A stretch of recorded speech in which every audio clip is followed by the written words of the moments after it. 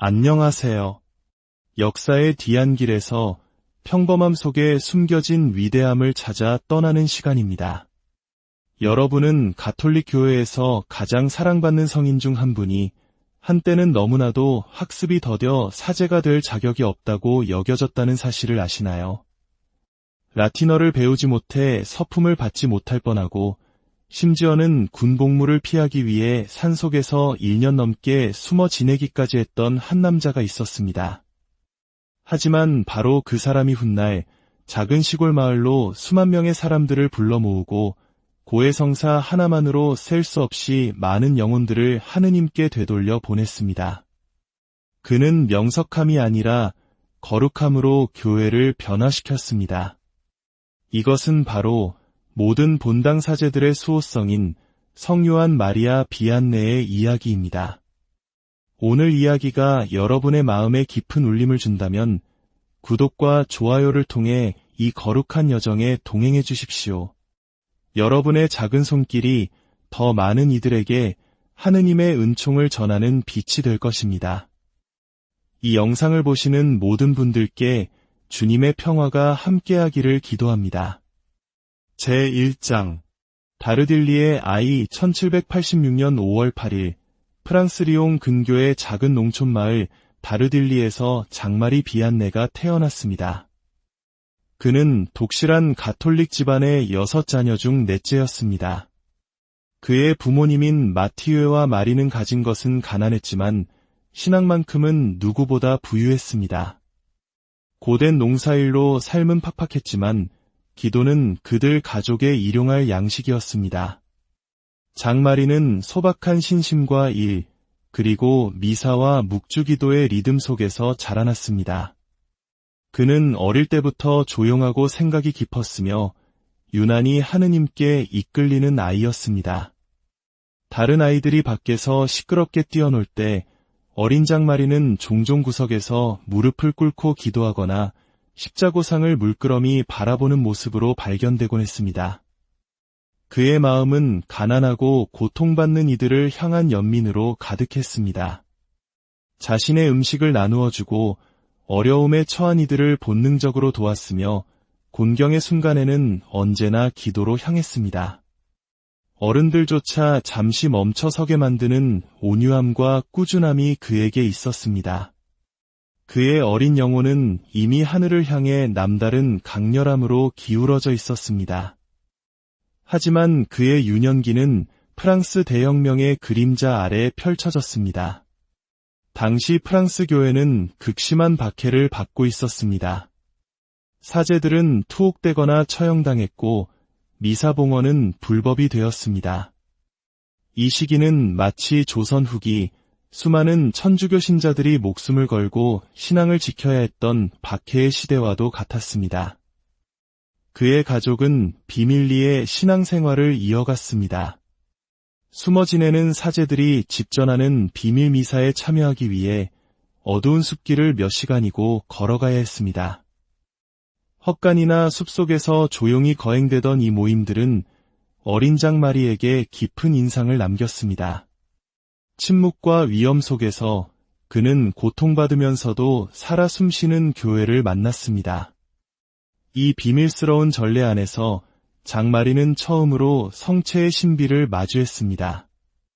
아직 성체를 영할 수는 없었지만 그는 경외심에 가득 차 무릎을 꿇고 축성된 성체의 시선을 고정했습니다.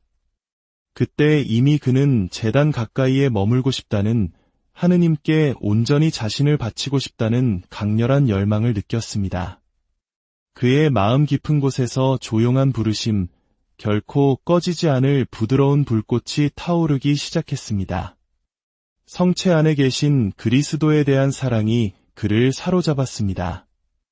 자라면서 사제가 되겠다는 그의 꿈은 더욱 확고해졌습니다. 그 길이 얼마나 험난할지는 아직 몰랐지만 그는 그 용감한 사제들이 자신에게 예수님을 데려다 주었듯 자신도 다른 이들에게 예수님을 전해주고 싶었습니다. 그의 성소는 교만함이 아니라 사랑에서 태어났습니다. 별빛 아래 어머니 곁에 무릎 꿇고 숲속에서 속삭이듯 봉헌되던 미사에 귀 기울이던 그 고요한 순간들에 뿌리 내리고 있었습니다. 그의 어머니 마리 비안네는 아들에게 기도하는 법, 용서하는 법, 그리고 모든 것 안에서 하느님을 신뢰하는 법을 가르쳤습니다. 침묵과 희생 속에 살아 숨쉬던 어머니의 신앙은 아들의 심장을 고스란히 빚어냈습니다. 훗날 요한 비안네 성인은 이렇게 말했습니다. 하느님 다음으로 저는 모든 것을 어머니께 비쳤습니다. 이 어린 시절의 토대는 그를 제단으로 그리고 마침내 성인의 반열로 이끌어 주었습니다. 제2장 험난했던 배움의 길십대가 되면서 사제가 되고자 하는 장마리의 열망은 더욱 커졌습니다. 하지만 그는 엄청난 도전에 직면했습니다. 바로 당시 교회의 필수 언어였던 라틴어 실력을 포함한 학업 능력의 부족이었습니다. 우리의 사회가 종종 지성과 능력을 최우선으로 여기는 것과는 대조적으로 그는 세상의 기준으로는 많이 부족해 보였습니다. 다른 동급생들은 빠르게 진도를 나갔지만 장마리는 좀처럼 머리에 들어오지 않는 단어와 문법과 씨름해야 했습니다. 좌절감과 당혹감 속에서 그는 배움이 너무나도 어렵다는 것을 절감했습니다. 하지만 그는 포기하지 않았습니다. 머리는 따라주지 않았지만 사제가 되겠다는 그의 소명의식은 희망으로 가득 찬 채 굳건히 남아있었습니다. 에킬리의 본당의 살을 발리 신부님은 장마리의 진심을 알아보고 그를 사제관으로 받아들여 개인적으로 가르치기 시작했습니다. 발리 신부님은 그의 학업적 어려움을 금세 파악했지만 동시에 훨씬 더 중요한 것을 발견했습니다. 깊은 겸손, 흔들리지 않는 신심, 그리고 조용한 인내심이었습니다. 장마리는 명석함이 부족했지만 그의 마음은 온전히 하느님께 속해 있었습니다. 발리 신부님은 재능이 해낼 수 없는 것을 은총이 이룰 수 있으며 지성보다 거룩함이 더 위대하다고 확신하며 그를 온유한 인내심으로 이끌었습니다. 장마리는 매일 이른 아침부터 밤늦게까지 공부했습니다. 기도문을 외우고 교리서를 읽었으며 라틴어 연습 문제를 정복하기 위해 몇 번이고 다시 시도했습니다. 때로는 눈물을 흘리며 라틴어 단어 변화를 소리내어 외우며 홀로 들판을 걷기도 했습니다. 그의 발전은 고통스러울 정도로 더뎠지만 그는 결코 포기하지 않았습니다. 지성의 부족함을 노력과 사제직에 대한 사랑으로 채워나갔습니다. 그의 기도는 끊이지 않았습니다. 주님, 저를 도와주소서. 당신을 섬기고 싶습니다. 동급생들은 항상 친절하지만은 않았습니다. 많은 이들이 그의 더딤을 비웃거나 실수를 조롱했습니다. 몇몇은 장마리 같은 사람이 어떻게 사제가 될 수 있겠냐며 의문을 품기도 했습니다. 그러나 그는 이러한 굴욕을 조용히 견뎌냈고 결코 분노하거나 원망하지 않았습니다. 그의 눈은 목표에 고정되어 있었고 마음은 쓴뿌리 없이 깨끗했습니다. 낙담하는 대신 그는 더욱 깊이 기도에 의지하며 하느님께서 분명 이유가 있어 자신을 부르셨다고 믿었습니다. 책보다 그의 거룩함이 더 큰 소리를 내기 시작했습니다. 그를 지켜보던 사제들은 그가 감실 앞 성체 앞에서 몇 시간이고 침묵 속에 머무는 것을 보았습니다. 다른 이들을 대하는 그의 온유함, 꾸준히를 돕는 자발성, 그리고 마치 정말로 하느님 앞에 있는 것처럼 무릎 꿇는 그의 모습을 주목했습니다. 그들은 서서히 깨닫기 시작했습니다. 비록 학자의 머리는 갖지 못했지만 여기 사제의 심장을 가진 젊은이가 있다는 것을 은총이 일하고 있었습니다.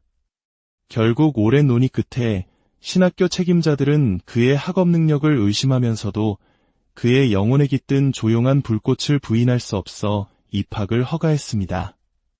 장마리 비안네는 유망한 학생으로서가 아니라 인내와 은총의 증인으로서 신학교에 들어갔습니다.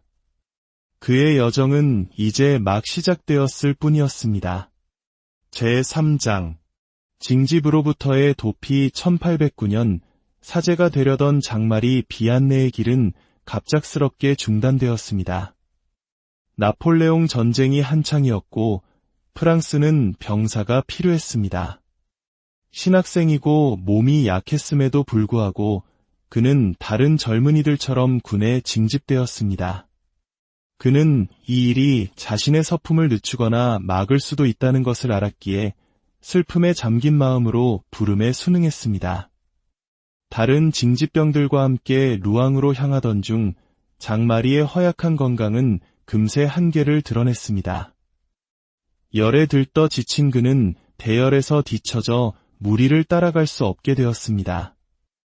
홀로 남겨진 그는 어찌할 바를 모르고 작은 마을로 들어섰습니다. 그곳에서 그 자신도 탈영병이었던 한 낯선 이가 병든 신학생을 불쌍히 여겼습니다. 그는 장마리가 군대의 손길이 닿지 않는 외딴 시골 마을 레노로 도망칠 수 있도록 도와주었습니다. 레노에서 장마리는 클로딘 피오라는 과부의 집에서 피난처를 찾았습니다. 눈에 띄지 않기 위해 그는 가명을 쓰고 조용히 마을에 동화되었습니다. 숨어 지내는 동안 그는 아이들에게 기초적인 읽기와 교리를 가르치며 겸손하게 봉사했습니다. 숨어 사는 삶은 긴장으로 가득했습니다. 문을 두드리는 소리, 근처에 군인들이 있다는 소문이 들릴 때마다 두려움이 엄습했습니다. 언제든 체포될 수 있다는 것을 알았지만 그는 두려움에 사로잡히지 않았습니다. 매일 일찍 일어나 기도하고 영성 서적을 읽으며 하느님의 뜻을 묵상했습니다. 성체를 모실 수는 없었지만 그리스도께서는 여전히 가까이 계셨습니다. 이 숨겨진 유배 생활 속에서 그는 영혼에 뿌리내린 성소를 조용히 키워나갔습니다. 이 시련을 버려짐이 아닌 정화의 시간으로 보았습니다. 하느님께서 지성이나 의식을 통해서가 아니라 고통과 겸손, 신뢰를 통해 그를 사제로 빚고 계셨던 것입니다. 1810년 나폴레옹이 탈영병에 대한 대사면령을 선포하면서 장마리 비안네는 마침내 피난처를 떠나 신학교로 돌아갈 수 있게 되었습니다. 그는 패배한 자가 아니라 내적으로 더욱 강해진 모습으로 나타났습니다. 그 숨겨진 1년의 유배 생활은 예상치 못한 신뢰와 기도, 인내의 학교이자 성스러운 선물이 되었습니다. 어떤 전쟁도, 두려움도, 세상의 장애물도 하느님의 손길로 밝혀지고 지켜진 성소의 불을 끌 수 없음을 증명했습니다. 제4장 겸손한 봉사를 위한 서품 1815년 수년간의 고군분투와 인내 끝에 장마리 비안네는 마침내 사제로 서품되었습니다. 비록 그의 학업 성적은 부진했지만 교회는 그에게서 겸손과 기도 그리고 하느님에 대한 깊은 사랑으로 가득 찬 영혼을 보았습니다. 서품식은 조용히 거행되었지만 요한은 커다란 신심으로 성사를 받았습니다. 그는 사제가 되는 것이 명성이나 명석함에 관한 것이 아니라 단순함과 사랑으로 그리스도를 섬기는 것임을 알았습니다. 신학적 지식에 대한 우려 때문에 그는 사제로서의 모든 권한을 다 받지 못했습니다. 특히 고해성사를 줄 권한이 처음에는 제한되었습니다. 몇몇 장상들은 그의 준비 상태를 의심했습니다. 그러나 장마리는 이러한 제약을 평화롭게 받아들였습니다. 그는 권위나 인정을 구한 적이 없었습니다. 그에게 중요한 것은 성사를 집전하고 영혼들을 하느님께 더 가까이 이끄는 것이었습니다. 그의 첫 임지는 사랑하는 스승 발리 신부님과 함께 에킬리 본당의 보좌 신부로 봉사하는 것이었습니다. 그것은 책이 아닌 사목 현장에서 배우는 양성의 시간이었습니다. 발리 신부님이 병자를 방문하고 명료하게 강론하며 고해성사에서 영혼들을 이끄는 모습을 보며 장마리는 최고의 방식으로 신학교 생활을 이어가는 것과 같았습니다. 에킬리에서 장마리는 자신의 진정한 강점, 즉 일상생활 속의 거룩함을 드러내기 시작했습니다. 그는 깊은 경외심으로 미사를 봉헌했고 오랜 시간을 기도에 바쳤으며 도움이 필요한 이들을 위해 항상 시간을 내었습니다. 신자들은 그의 평화로운 현존과 친절한 태도를 알아차렸습니다. 그의 강론은 단순했지만 진리와 사랑으로 가득 차 있었습니다. 그는 감동을 주려 애쓰지 않고 그저 마음에서 우러나오는 말을 할 뿐이었습니다. 장마리는 가난한 이들을 특별히 사랑했습니다. 그는 도움이 필요한 가정을 방문하고 자신의 음식과 옷을 더 가진 것이 없는 이들에게 내어주었으며 구걸하는 이들에게 아낌없이 베풀었습니다. 특히 아이들은 그를 사랑했는데 그는 기쁨과 온유함으로 그들을 가르쳤습니다. 발리 신부님이 세상을 떠났을 때 장마리는 깊이 슬퍼했습니다. 자신을 이끌어주고 믿어주고 영적 아버지처럼 사랑해주었던 분이 떠난 것입니다. 그러나 그는 하느님의 뜻을 평화롭게 받아들였습니다. 얼마 후 그는 주교로부터 아르스라는 작고 소외된 마을의 주임 신부로 부이마라는 새로운 임무를 받았습니다. 그곳은 영적인 황무지라 불리며 거의 모든 사제들이 기피하는 곳이었습니다. 장마리는 아무런 질문 없이 순명하고 여정을 시작했습니다. 그는 아무런 야망도 세상적인 계획도 없이 오직 그의 성무일도서와 성작, 그리고 하느님의 뜻에 대한 온전한 신뢰만을 가지고 아르스로 향했습니다.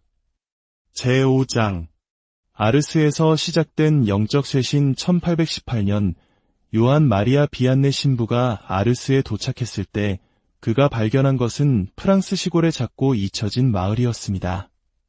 300명도 채 되지 않는 사람들이 살고 있었고 대부분은 하느님과 멀어진 상태였습니다.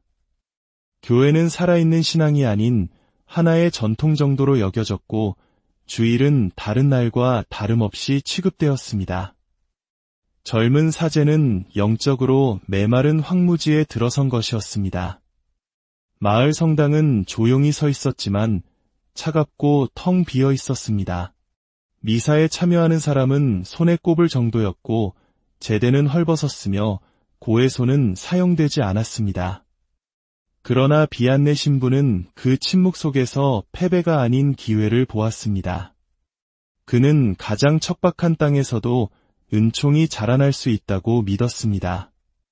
그는 어떤 말이 마음을 바꾸기 전에 기도가 먼저 토양을 준비해야 한다는 것을 알았습니다. 그래서 그는 계획이나 회의로 시작하지 않았습니다. 오직 기도와 희생으로 시작했습니다. 그는 매일 몇 시간씩, 종종 이른 아침부터 밤늦게까지 기도했습니다. 때로는 감자와 물만으로 생활하며 엄격하게 단식했습니다. 그는 자신에게 맡겨진 영혼들, 특히 하느님을 잊은 이들을 위해 보속을 바쳤습니다. 그의 방은 텅 비었고 옷은 검소했으며 그의 정신은 온전히 하느님께 내맡겨져 있었습니다. 처음에 마을 사람들은 그를 이해하지 못했습니다. 그는 이상하고 너무 신심이 깊으며 지나치게 조용한 사람처럼 보였습니다. 그러나 서서히 무언가 움직이기 시작했습니다. 사람들은 그가 성당에서 어떻게 무릎을 꿇는지, 모든 사람에게 얼마나 온유하게 말하는지, 그리고 가장 가난한 이들을 어떤 기쁨으로 섬기는지를 보게 되었습니다. 그는 병자들을 방문하고 아이들을 가르쳤으며 아무도 오지 않을 때조차 몇 시간이고 고해소에 앉아 있었습니다. 그의 거룩함은 소란스럽지 않았지만 스스로 말하고 있었습니다. 그의 삶 자체가 하나의 강론이었습니다. 비안네 신부는 마을의 영적 상태를 변화시키기 위해 먼저 죄를 짓게 만드는 환경부터 바꾸기 시작했습니다. 그는 주일에 문을 여는 선술집 주인들과 오랫동안 대화하며 그들의 마음을 돌렸고 밤늦게까지 이어지던 춤판과 같이 신앙생활에 방해가 되는 오락에 대해 단호하게 강론했습니다. 처음에는 저항도 있었지만 그의 끈질긴 기도와 희생 앞에서 마을 사람들의 마음은 서서히 열렸습니다. 그리고 그는 고해소에서 기다렸습니다. 처음에는 아무도 오지 않았습니다. 그러나 한 사람, 두 사람이 용기를 내어 그의 고해소에 들어왔고 그들은 전에 없던 평화와 자비를 체험했습니다. 비안네 신부는 죄를 꾸짖는 대신 하느님의 무한한 사랑과 용서를 이야기했습니다. 그의 고해소는 심판의 자리가 아니라 치유의 자리가 되었습니다. 소문은 퍼져나갔고 곧 마을 전체가 그의 고해소로 몰려들기 시작했습니다. 수십 년간 신앙을 떠났던 사람들이 돌아왔고 가정에는 평화가 깃들기 시작했습니다. 제6장 고해소의 사도 아르스의 영적 쇄신이 깊어지면서 비안네 신부의 명성은 프랑스 전역으로 퍼져나갔습니다. 사람들은 그 작은 마을의 사제가 죄인들을 하느님께 되돌려 보내는 특별한 은사를 지녔다고 이야기했습니다. 곧 수많은 순례자들이 아르스로 몰려들기 시작했습니다. 그들은 단지 호기심 때문이 아니라 마음의 평화를 얻고 죄의 짐을 벗기 위해 때로는 수백 킬로미터를 걸어서 왔습니다. 비안네 신부는 매일 15시간에서 18시간까지 고해소에 앉아 있었습니다. 여름의 무더위와 겨울의 혹한 속에서도 그는 자리를 뜨지 않았습니다. 식사는 거의 하지 않았고 잠도 몇 시간밖에 자지 못했습니다. 그의 삶은 오직 영혼 구원을 위한 끊임없는 희생이었습니다. 그의 고해소는 단순한 죄의 고백 장소가 아니었습니다. 그곳은 하느님의 자비가 폭포수처럼 쏟아지는 샘이었습니다. 그는 고백자의 영혼을 꿰뚫어보는 특별한 은사를 받은 것처럼 보였습니다. 때로는 고백자가 미처 말하지 못한 숨겨진 죄를 부드럽게 일깨워주기도 했습니다. 사람들은 그의 앞에서 거짓말을 할 수 없다고 말했습니다. 그는 죄를 미워했지만 죄인은 한없이 사랑했습니다. 그는 눈물로 함께 아파하며 가장 완고한 마음조차 녹이는 하느님의 사랑을 전했습니다. 그의 고해소를 나온 사람들은 마치 새로 태어난 것 같다고 고백했습니다. 무거운 죄의 짐을 벗고 마음의 깊은 평화와 기쁨을 안고 돌아갔습니다. 이 변화는 기적과도 같았고 아르스는 프랑스에서 가장 중요한 순례지 중 하나가 되었습니다.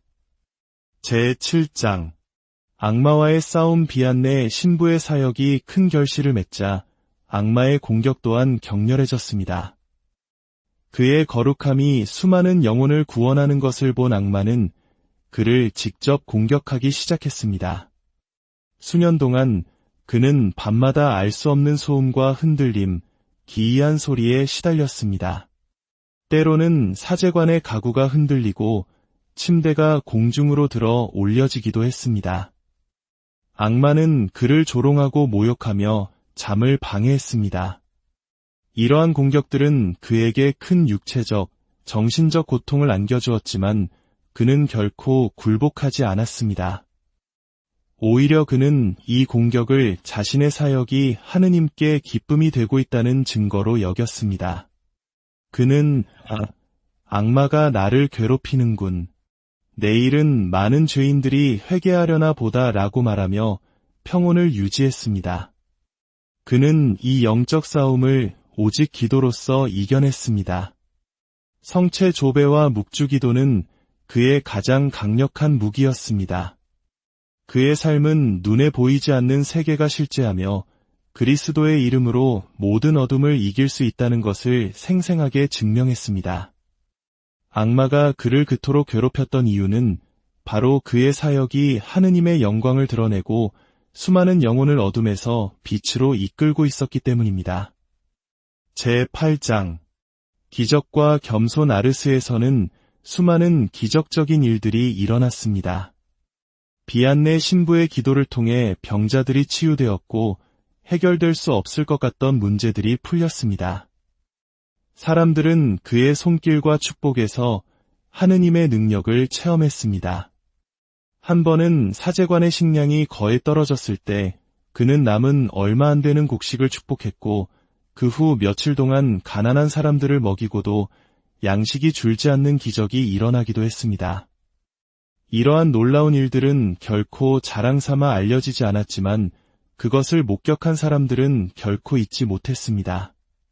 그러나 이 모든 경이로운 일들 속에서도 비안네 신부는 철저한 겸손을 잃지 않았습니다. 그는 칭찬을 피했고 사람들이 자신을 성인이라고 부를 때마다 불편해하며 저는 그저 불쌍한 죄인일 뿐입니다. 라고 말했습니다. 그의 유일한 소망은 영광 없이 배경에서 조용히 하느님을 섬기는 것이었습니다. 비안네 신부에게 가장 큰 기적은 언제나 똑같았습니다. 바로 한 영혼이 하느님께 돌아오는 것이었습니다. 그는 수십 년 만에 고해하는 사람을 보며 눈물을 흘렸고 자녀들이 다시 성당으로 돌아올 때 기뻐했습니다. 육체적인 치유나 군중이 아니라 마음속에서 일어나는 은총의 조용한 승리, 이것이 그가 가장 소중히 여긴 순간들이었습니다. 제9장 거룩한 마지막 여정 노년에 접어들면서 비안네 신부의 몸은 쇠약해졌지만 그의 영혼은 흔들림이 없었습니다. 나이가 그의 걸음을 늦추고 얼굴에 깊은 주름을 새겼지만 그는 쉬지 않고 본당을 섬겼습니다.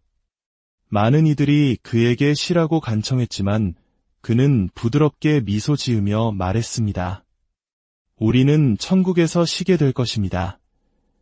육신이 약해질수록 그의 마음은 더욱 신적인 사랑으로 타오르는 듯했습니다. 그는 종종 천국에 대한 갈망을 이야기했는데 그것은 도피가 아니라 사랑에서 비롯된 것이었습니다. 지치고 푹 꺼진 그의 눈은 여전히 사람들을 가까이 이끄는 빛을 담고 있었습니다. 몇 차례 그는 군중과 쇠약해진 기력에 압도되어 조용히 살기 위해 아르스를 떠나려 시도했습니다.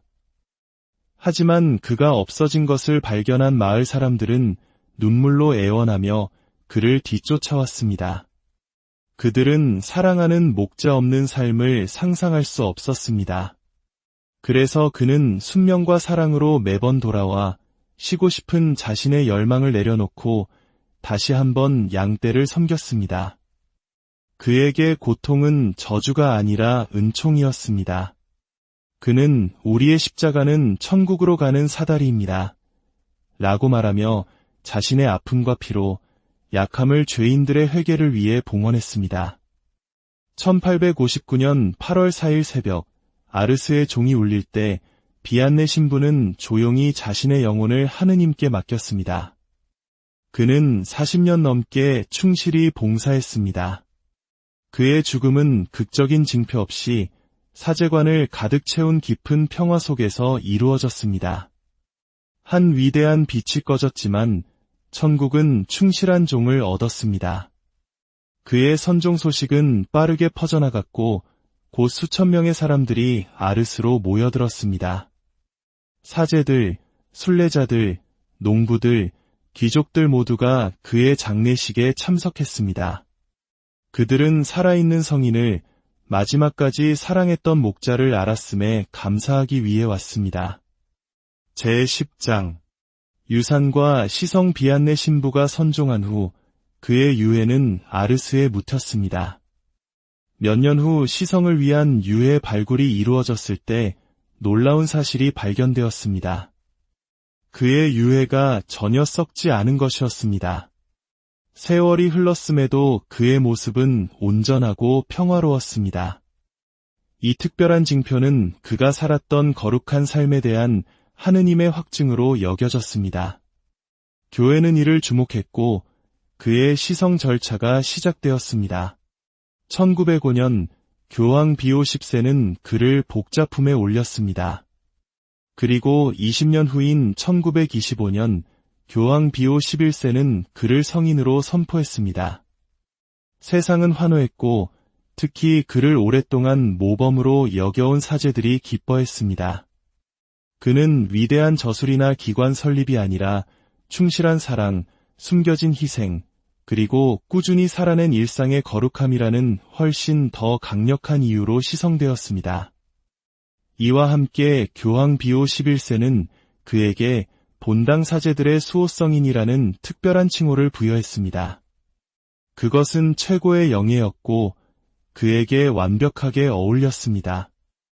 한때 조용하고 알려지지 않았던 아르스 마을은 전 세계를 위한 순례지가 되었습니다.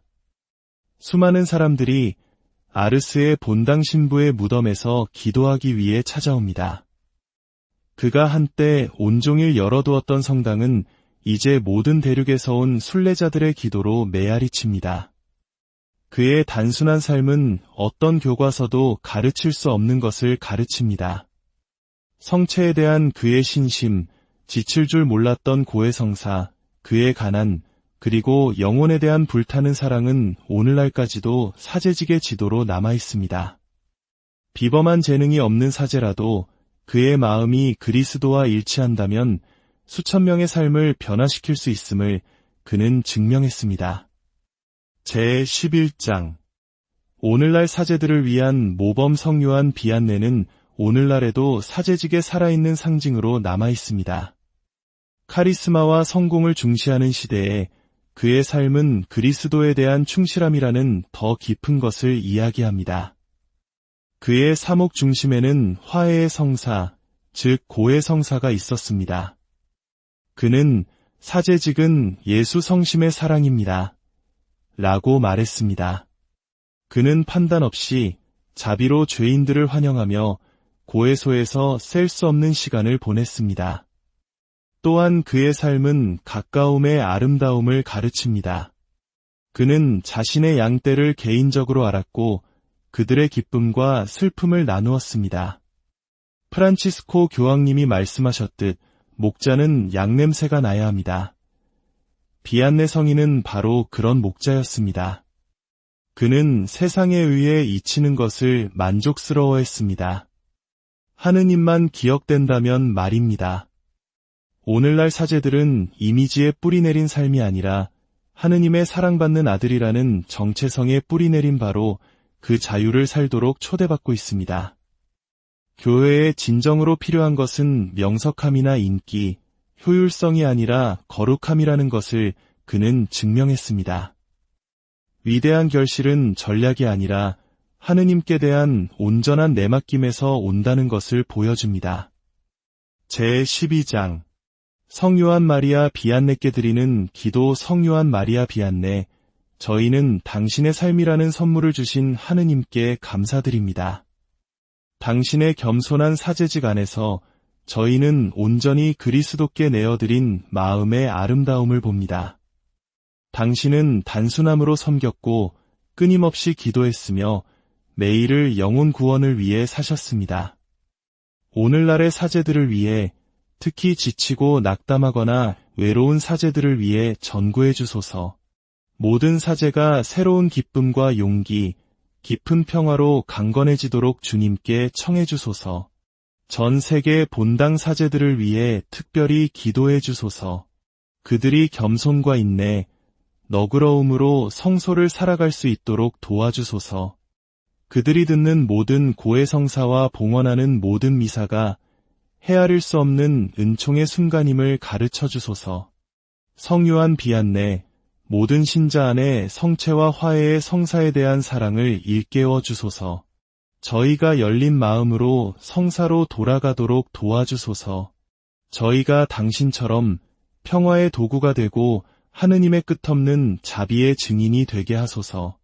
하늘을 찾고 사랑으로 십자가를 지며 그리스도께서 이끄시는 어디든 안녕하세요. 역사의 뒤안길에서 평범함 속에 숨겨진 위대함을 찾아 떠나는 시간입니다. 여러분은 가톨릭 교회에서 가장 사랑받는 성인 중 한 분이 한때는 너무나도 학습이 더뎌 사제가 될 자격이 없다고 여겨졌다는 사실을 아시나요? 라틴어를 배우지 못해 서품을 받지 못할 뻔하고 심지어는 군 복무를 피하기 위해 산속에서 1년 넘게 숨어 지내기까지 했던 한 남자가 있었습니다. 하지만 바로 그 사람이 훗날 작은 시골 마을로 수만 명의 사람들을 불러 모으고 고해성사 하나만으로 셀 수 없이 많은 영혼들을 하느님께 되돌려 보냈습니다. 그는 명석함이 아니라 거룩함으로 교회를 변화시켰습니다. 이것은 바로 모든 본당 사제들의 수호성인 성요한 마리아 비안네의 이야기입니다. 오늘 이야기가 여러분의 마음에 깊은 울림을 준다면 구독과 좋아요를 통해 이 거룩한 여정에 동행해 주십시오. 여러분의 작은 손길이 더 많은 이들에게 하느님의 은총을 전하는 빛이 될 것입니다. 이 영상을 보시는 모든 분들께 주님의 평화가 함께하기를 기도합니다. 제1장 다르딜리의 아이 1786년 5월 8일 프랑스 리옹 근교의 작은 농촌마을 다르딜리에서 장마리 비안네가 태어났습니다. 그는 독실한 가톨릭 집안의 6자녀 중 넷째였습니다. 그의 부모님인 마티웨와 마리는 가진 것은 가난했지만 신앙만큼은 누구보다 부유했습니다. 고된 농사일로 삶은 팍팍했지만 기도는 그들 가족의 일용할 양식이었습니다. 장마리는 소박한 신심과 일, 그리고 미사와 묵주기도의 리듬 속에서 자라났습니다. 그는 어릴 때부터 조용하고 생각이 깊었으며 유난히 하느님께 이끌리는 아이였습니다. 다른 아이들이 밖에서 시끄럽게 뛰어놀 때 어린 장마리는 종종 구석에서 무릎을 꿇고 기도하거나 십자고상을 물끄러미 바라보는 모습으로 발견되곤 했습니다. 그의 마음은 가난하고 고통받는 이들을 향한 연민으로 가득했습니다. 자신의 음식을 나누어주고 어려움에 처한 이들을 본능적으로 도왔으며 곤경의 순간에는 언제나 기도로 향했습니다.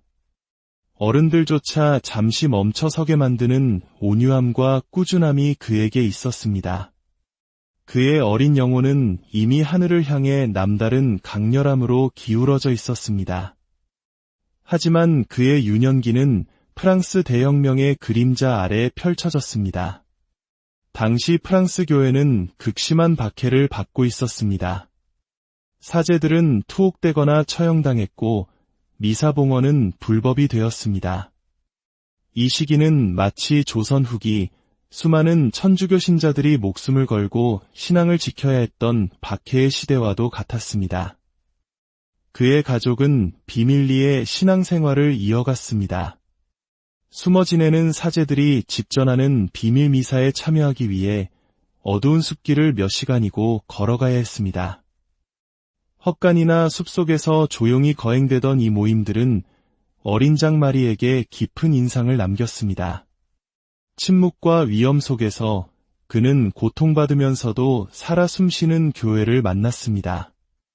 이 비밀스러운 전례 안에서 장마리는 처음으로 성체의 신비를 마주했습니다. 아직 성체를 영할 수는 없었지만 그는 경외심에 가득 차 무릎을 꿇고 축성된 성체의 시선을 고정했습니다. 그때 이미 그는 제단 가까이에 머물고 싶다는, 하느님께 온전히 자신을 바치고 싶다는 강렬한 열망을 느꼈습니다. 그의 마음 깊은 곳에서 조용한 부르심, 결코 꺼지지 않을 부드러운 불꽃이 타오르기 시작했습니다. 성체 안에 계신 그리스도에 대한 사랑이 그를 사로잡았습니다. 자라면서 사제가 되겠다는 그의 꿈은 더욱 확고해졌습니다. 그 길이 얼마나 험난할지는 아직 몰랐지만 그는 그 용감한 사제들이 자신에게 예수님을 데려다 주었듯 자신도 다른 이들에게 예수님을 전해주고 싶었습니다. 그의 성소는 교만함이 아니라 사랑에서 태어났습니다. 별빛 아래 어머니 곁에 무릎 꿇고 숲속에서 속삭이듯 봉헌되던 미사에 귀 기울이던 그 고요한 순간들에 뿌리 내리고 있었습니다. 그의 어머니 마리 비안네는 아들에게 기도하는 법, 용서하는 법, 그리고 모든 것 안에서 하느님을 신뢰하는 법을 가르쳤습니다. 침묵과 희생 속에 살아 숨쉬던 어머니의 신앙은 아들의 심장을 고스란히 빚어냈습니다. 훗날 요한 비안네 성인은 이렇게 말했습니다. 하느님 다음으로 저는 모든 것을 어머니께 비쳤습니다. 이 어린 시절의 토대는 그를 제단으로 그리고 마침내 성인의 반열로 이끌어 주었습니다. 제2장 험난했던 배움의 길십대가 되면서 사제가 되고자 하는 장마리의 열망은 더욱 커졌습니다. 하지만 그는 엄청난 도전에 직면했습니다. 바로 당시 교회의 필수 언어였던 라틴어 실력을 포함한 학업 능력의 부족이었습니다. 우리의 사회가 종종 지성과 능력을 최우선으로 여기는 것과는 대조적으로 그는 세상의 기준으로는 많이 부족해 보였습니다. 다른 동급생들은 빠르게 진도를 나갔지만 장마리는 좀처럼 머리에 들어오지 않는 단어와 문법과 씨름해야 했습니다. 좌절감과 당혹감 속에서 그는 배움이 너무나도 어렵다는 것을 절감했습니다. 하지만 그는 포기하지 않았습니다.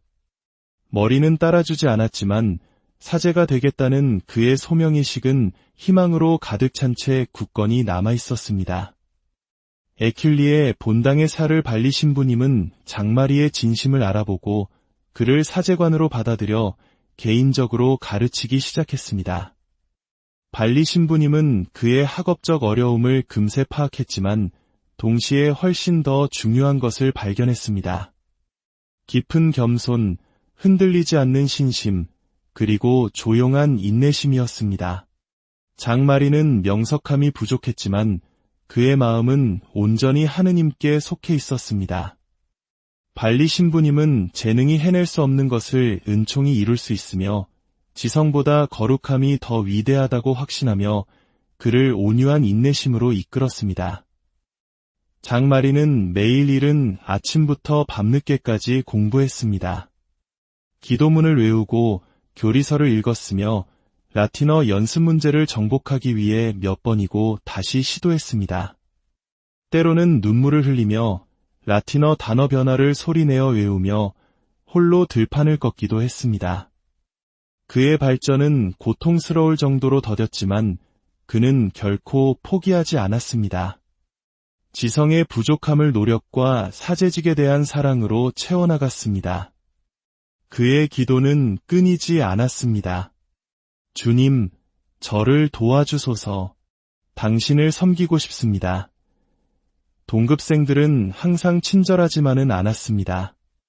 많은 이들이 그의 더딤을 비웃거나 실수를 조롱했습니다. 몇몇은 장마리 같은 사람이 어떻게 사제가 될 수 있겠냐며 의문을 품기도 했습니다. 그러나 그는 이러한 굴욕을 조용히 견뎌냈고 결코 분노하거나 원망하지 않았습니다. 그의 눈은 목표에 고정되어 있었고 마음은 쓴뿌리 없이 깨끗했습니다. 낙담하는 대신 그는 더욱 깊이 기도에 의지하며 하느님께서 분명 이유가 있어 자신을 부르셨다고 믿었습니다. 책보다 그의 거룩함이 더 큰 소리를 내기 시작했습니다. 그를 지켜보던 사제들은 그가 감실 앞 성체 앞에서 몇 시간이고 침묵 속에 머무는 것을 보았습니다. 다른 이들을 대하는 그의 온유함, 꾸준히를 돕는 자발성, 그리고 마치 정말로 하느님 앞에 있는 것처럼 무릎 꿇는 그의 모습을 주목했습니다. 그들은 서서히 깨닫기 시작했습니다. 비록 학자의 머리는 갖지 못했지만 여기 사제의 심장을 가진 젊은이가 있다는 것을 은총이 일하고 있었습니다.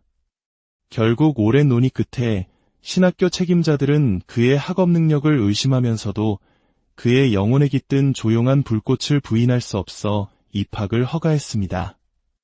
장마리 비안네는 유망한 학생으로서가 아니라 인내와 은총의 증인으로서 신학교에 들어갔습니다. 그의 여정은 이제 막 시작되었을 뿐이었습니다. 제3장 징집으로부터의 도피 1809년 사제가 되려던 장마리 비안네의 길은 갑작스럽게 중단되었습니다. 나폴레옹 전쟁이 한창이었고 프랑스는 병사가 필요했습니다. 신학생이고 몸이 약했음에도 불구하고 그는 다른 젊은이들처럼 군에 징집되었습니다. 그는 이 일이 자신의 서품을 늦추거나 막을 수도 있다는 것을 알았기에 슬픔에 잠긴 마음으로 부름에 순응했습니다. 다른 징집병들과 함께 루앙으로 향하던 중 장마리의 허약한 건강은 금세 한계를 드러냈습니다. 열에 들떠 지친 그는 대열에서 뒤처져 무리를 따라갈 수 없게 되었습니다. 홀로 남겨진 그는 어찌할 바를 모르고 작은 마을로 들어섰습니다.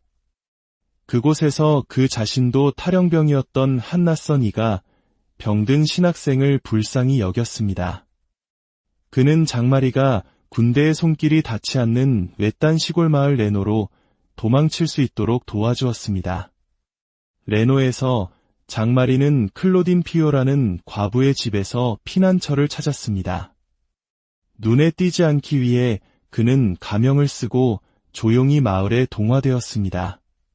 숨어 지내는 동안 그는 아이들에게 기초적인 읽기와 교리를 가르치며 겸손하게 봉사했습니다. 숨어 사는 삶은 긴장으로 가득했습니다. 문을 두드리는 소리, 근처에 군인들이 있다는 소문이 들릴 때마다 두려움이 엄습했습니다. 언제든 체포될 수 있다는 것을 알았지만 그는 두려움에 사로잡히지 않았습니다. 매일 일찍 일어나 기도하고 영성 서적을 읽으며 하느님의 뜻을 묵상했습니다. 성체를 모실 수는 없었지만 그리스도께서는 여전히 가까이 계셨습니다. 이 숨겨진 유배 생활 속에서 그는 영혼에 뿌리내린 성소를 조용히 키워나갔습니다. 이 시련을 버려짐이 아닌 정화의 시간으로 보았습니다. 하느님께서 지성이나 의식을 통해서가 아니라 고통과 겸손, 신뢰를 통해 그를 사제로 빚고 계셨던 것입니다. 1810년 나폴레옹이 탈영병에 대한 대사면령을 선포하면서 장마리 비안네는 마침내 피난처를 떠나 신학교로 돌아갈 수 있게 되었습니다. 그는 패배한 자가 아니라 내적으로 더욱 강해진 모습으로 나타났습니다. 그 숨겨진 1년의 유배 생활은 예상치 못한 신뢰와 기도, 인내의 학교이자 성스러운 선물이 되었습니다. 어떤 전쟁도, 두려움도, 세상의 장애물도 하느님의 손길로 밝혀지고 지켜진 성소의 불을 끌 수 없음을 증명했습니다. 제4장 겸손한 봉사를 위한 서품 1815년 수년간의 고군분투와 인내 끝에 장마리 비안네는 마침내 사제로 서품되었습니다. 비록 그의 학업 성적은 부진했지만 교회는 그에게서 겸손과 기도 그리고 하느님에 대한 깊은 사랑으로 가득 찬 영혼을 보았습니다. 서품식은 조용히 거행되었지만 요한은 커다란 신심으로 성사를 받았습니다. 그는 사제가 되는 것이 명성이나 명석함에 관한 것이 아니라 단순함과 사랑으로 그리스도를 섬기는 것임을 알았습니다. 신학적 지식에 대한 우려 때문에 그는 사제로서의 모든 권한을 다 받지 못했습니다. 특히 고해성사를 줄 권한이 처음에는 제한되었습니다. 몇몇 장상들은 그의 준비 상태를 의심했습니다. 그러나 장마리는 이러한 제약을 평화롭게 받아들였습니다. 그는 권위나 인정을 구한 적이 없었습니다. 그에게 중요한 것은 성사를 집전하고 영혼들을 하느님께 더 가까이 이끄는 것이었습니다. 그의 첫 임지는 사랑하는 스승 발리 신부님과 함께 에킬리 본당의 보좌 신부로 봉사하는 것이었습니다. 그것은 책이 아닌 사목 현장에서 배우는 양성의 시간이었습니다. 발리 신부님이 병자를 방문하고 명료하게 강론하며 고해성사에서 영혼들을 이끄는 모습을 보며 장마리는 최고의 방식으로 신학교 생활을 이어가는 것과 같았습니다. 에킬리에서 장마리는 자신의 진정한 강점, 즉 일상생활 속의 거룩함을 드러내기 시작했습니다. 그는 깊은 경외심으로 미사를 봉헌했고 오랜 시간을 기도에 바쳤으며 도움이 필요한 이들을 위해 항상 시간을 내었습니다. 신자들은 그의 평화로운 현존과 친절한 태도를 알아차렸습니다. 그의 강론은 단순했지만 진리와 사랑으로 가득 차 있었습니다. 그는 감동을 주려 애쓰지 않고 그저 마음에서 우러나오는 말을 할 뿐이었습니다. 장마리는 가난한 이들을 특별히 사랑했습니다. 그는 도움이 필요한 가정을 방문하고 자신의 음식과 옷을 더 가진 것이 없는 이들에게 내어주었으며 구걸하는 이들에게 아낌없이 베풀었습니다. 특히 아이들은 그를 사랑했는데 그는 기쁨과 온유함으로 그들을 가르쳤습니다. 발리 신부님이 세상을 떠났을 때 장마리는 깊이 슬퍼했습니다. 자신을 이끌어주고 믿어주고 영적 아버지처럼 사랑해 주었던 분이 떠난 것입니다. 그러나 그는 하느님의 뜻을 평화롭게 받아들였습니다. 얼마 후 그는 주교로부터 아르스라는 작고 소외된 마을의 주임 신부로 부이마라는 새로운 임무를 받았습니다. 그곳은 영적인 황무지라 불리며 거의 모든 사제들이 기피하는 곳이었습니다. 장마리는 아무런 질문 없이 순명하고 여정을 시작했습니다. 그는 아무런 야망도 세상적인 계획도 없이 오직 그의 성무일도서와 성작, 그리고 하느님의 뜻에 대한 온전한 신뢰만을 가지고 아르스로 향했습니다. 제5장 아르스에서 시작된 영적 쇄신 1818년 요한 마리아 비안네 신부가 아르스에 도착했을 때 그가 발견한 것은 프랑스 시골의 작고 잊혀진 마을이었습니다. 300명도 채 되지 않는 사람들이 살고 있었고 대부분은 하느님과 멀어진 상태였습니다. 교회는 살아있는 신앙이 아닌 하나의 전통 정도로 여겨졌고 주일은 다른 날과 다름없이 취급되었습니다. 젊은 사제는 영적으로 메마른 황무지에 들어선 것이었습니다.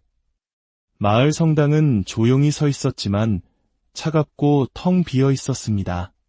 미사에 참여하는 사람은 손에 꼽을 정도였고 제대는 헐벗었으며 고해소는 사용되지 않았습니다. 그러나 비안네 신부는 그 침묵 속에서 패배가 아닌 기회를 보았습니다. 그는 가장 척박한 땅에서도 은총이 자라날 수 있다고 믿었습니다. 그는 어떤 말이 마음을 바꾸기 전에 기도가 먼저 토양을 준비해야 한다는 것을 알았습니다. 그래서 그는 계획이나 회의로 시작하지 않았습니다. 오직 기도와 희생으로 시작했습니다. 그는 매일 몇 시간씩, 종종 이른 아침부터 밤늦게까지 기도했습니다. 때로는 감자와 물만으로 생활하며 엄격하게 단식했습니다. 그는 자신에게 맡겨진 영혼들, 특히 하느님을 잊은 이들을 위해 보속을 바쳤습니다. 그의 방은 텅 비었고 옷은 검소했으며 그의 정신은 온전히 하느님께 내맡겨져 있었습니다. 처음에 마을 사람들은 그를 이해하지 못했습니다. 그는 이상하고 너무 신심이 깊으며 지나치게 조용한 사람처럼 보였습니다. 그러나 서서히 무언가 움직이기 시작했습니다.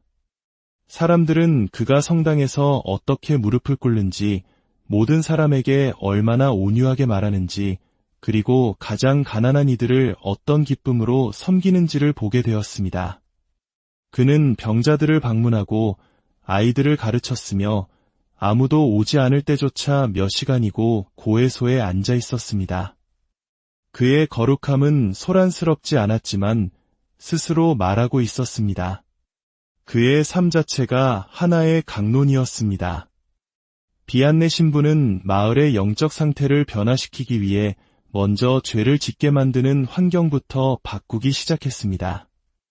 그는 주일에 문을 여는 선술집 주인들과 오랫동안 대화하며 그들의 마음을 돌렸고 밤늦게까지 이어지던 춤판과 같이 신앙생활에 방해가 되는 오락에 대해 단호하게 강론했습니다. 처음에는 저항도 있었지만 그의 끈질긴 기도와 희생 앞에서 마을 사람들의 마음은 서서히 열렸습니다. 그리고 그는 고해소에서 기다렸습니다. 처음에는 아무도 오지 않았습니다. 그러나 한 사람, 두 사람이 용기를 내어 그의 고해소에 들어왔고 그들은 전에 없던 평화와 자비를 체험했습니다.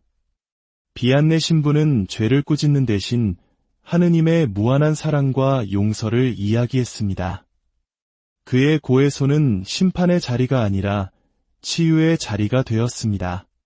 소문은 퍼져나갔고 곧 마을 전체가 그의 고해소로 몰려들기 시작했습니다. 수십 년간 신앙을 떠났던 사람들이 돌아왔고 가정에는 평화가 깃들기 시작했습니다. 제6장 고해소의 사도 아르스의 영적 쇄신이 깊어지면서 비안네 신부의 명성은 프랑스 전역으로 퍼져나갔습니다. 사람들은 그 작은 마을의 사제가 죄인들을 하느님께 되돌려 보내는 특별한 은사를 지녔다고 이야기했습니다. 곧 수많은 순례자들이 아르스로 몰려들기 시작했습니다. 그들은 단지 호기심 때문이 아니라 마음의 평화를 얻고 죄의 짐을 벗기 위해 때로는 수백 킬로미터를 걸어서 왔습니다. 비안네 신부는 매일 15시간에서 18시간까지 고해소에 앉아 있었습니다. 여름의 무더위와 겨울의 혹한 속에서도 그는 자리를 뜨지 않았습니다. 식사는 거의 하지 않았고 잠도 몇 시간밖에 자지 못했습니다. 그의 삶은 오직 영혼 구원을 위한 끊임없는 희생이었습니다. 그의 고해소는 단순한 죄의 고백 장소가 아니었습니다. 그곳은 하느님의 자비가 폭포수처럼 쏟아지는 샘이었습니다. 그는 고백자의 영혼을 꿰뚫어보는 특별한 은사를 받은 것처럼 보였습니다. 때로는 고백자가 미처 말하지 못한 숨겨진 죄를 부드럽게 일깨워주기도 했습니다. 사람들은 그의 앞에서 거짓말을 할 수 없다고 말했습니다. 그는 죄를 미워했지만 죄인은 한없이 사랑했습니다. 그는 눈물로 함께 아파하며 가장 완고한 마음조차 녹이는 하느님의 사랑을 전했습니다. 그의 고해소를 나온 사람들은 마치 새로 태어난 것 같다고 고백했습니다. 무거운 죄의 짐을 벗고 마음의 깊은 평화와 기쁨을 안고 돌아갔습니다. 이 변화는 기적과도 같았고 아르스는 프랑스에서 가장 중요한 순례지 중 하나가 되었습니다. 제7장 악마와의 싸움. 비안네 신부의 사역이 큰 결실을 맺자 악마의 공격 또한 격렬해졌습니다. 그의 거룩함이 수많은 영혼을 구원하는 것을 본 악마는 그를 직접 공격하기 시작했습니다. 수년 동안 그는 밤마다 알 수 없는 소음과 흔들림, 기이한 소리에 시달렸습니다. 때로는 사제관의 가구가 흔들리고 침대가 공중으로 들어 올려지기도 했습니다. 악마는 그를 조롱하고 모욕하며 잠을 방해했습니다. 이러한 공격들은 그에게 큰 육체적, 정신적 고통을 안겨주었지만 그는 결코 굴복하지 않았습니다. 오히려 그는 이 공격을 자신의 사역이 하느님께 기쁨이 되고 있다는 증거로 여겼습니다. 그는 악마가 나를 괴롭히는군. 내일은 많은 죄인들이 회개하려나 보다 라고 말하며 평온을 유지했습니다. 그는 이 영적 싸움을 오직 기도로서 이겨냈습니다. 성체 조배와 묵주기도는 그의 가장 강력한 무기였습니다. 그의 삶은 눈에 보이지 않는 세계가 실제하며 그리스도의 이름으로 모든 어둠을 이길 수 있다는 것을 생생하게 증명했습니다.